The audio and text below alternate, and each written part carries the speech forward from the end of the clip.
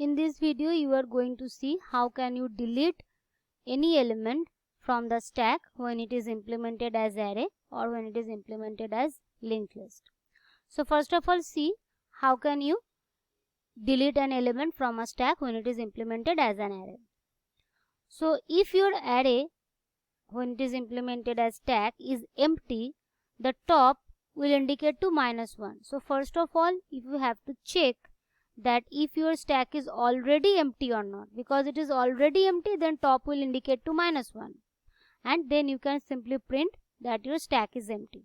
But if it is not, then you have to access the topmost element, because you know in case of stack the elements are inserted from the top and it will be deleted from the top. So you have to access the element that is on the top.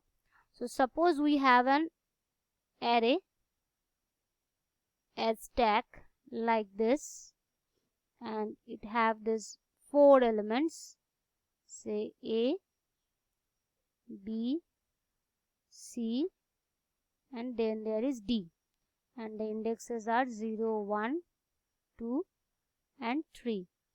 So now it is full, so the top will indicate here. It is the indication of top.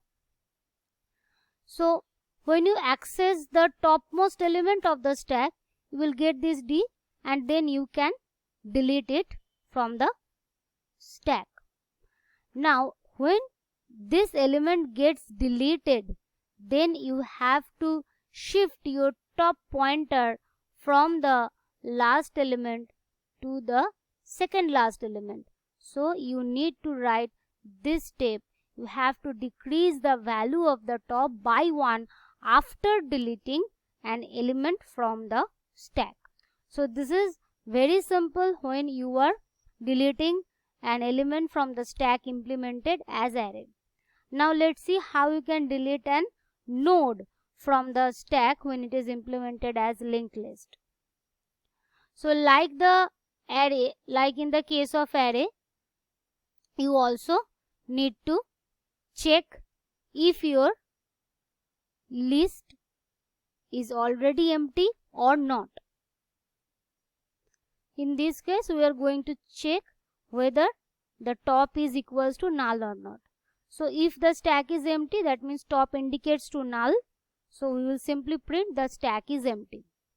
Now if it is not null, how can you access the topmost element? You can access the topmost element by accessing its info part, because it is linked list. It has 2 parts, the info part and the link part.